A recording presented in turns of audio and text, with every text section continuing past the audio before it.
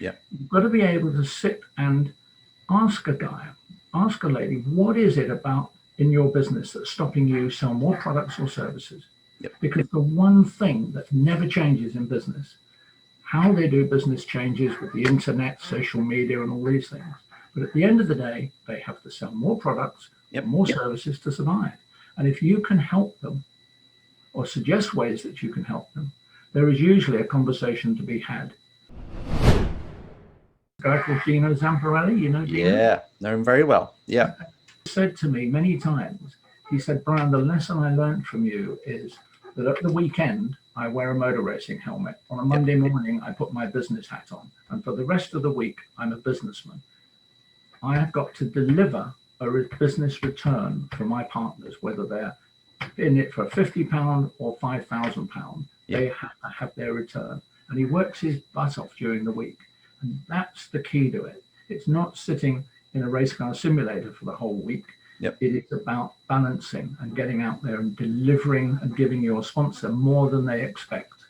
Same with every business, giving the customers, and it's I call it race entrepreneur. It's like one word. Yeah. That's exactly what you are. And Dino really impressed me.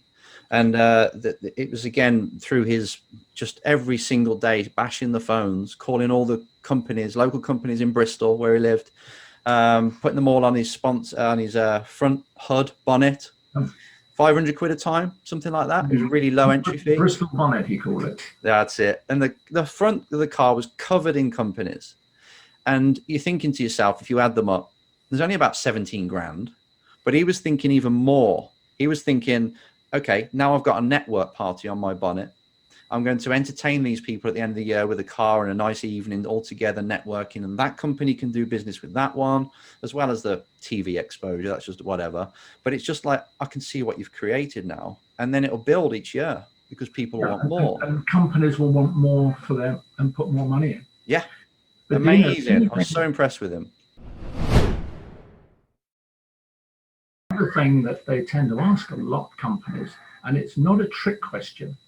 The man or woman sitting behind that desk is thinking, what could I spend the money that they're asking for the sponsorship for? What else could I spend it better on in my company? And if you can't answer that question, you shouldn't be there.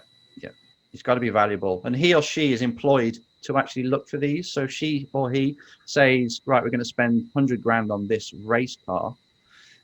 Compared to 100 grand on Facebook advertising, where you can target people with only blonde hair, or you can target, and you're selling something for blonde hair, you can target only people that have visited your website in the last 5 years. Only they get to see. They came onto your website, they didn't purchase, but they just came on. Bam, the cookie has got you.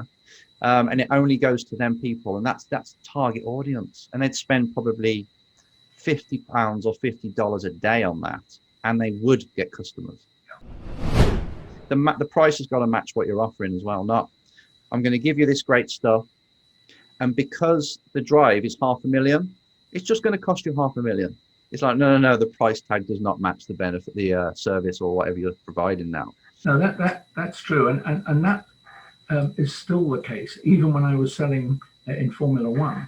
The big difference when I'm sitting in front of a major global corporation selling a multi-million-pound sponsorship deal, the difference is that I've got a lot more to offer, a lot more capabilities. The problem, and this is when I feel for youngsters today, the problem at the junior end of racing, where you're looking at Formula 4, for example, it is so difficult to give and equate the value that gives you to the sum of money that it costs to do it.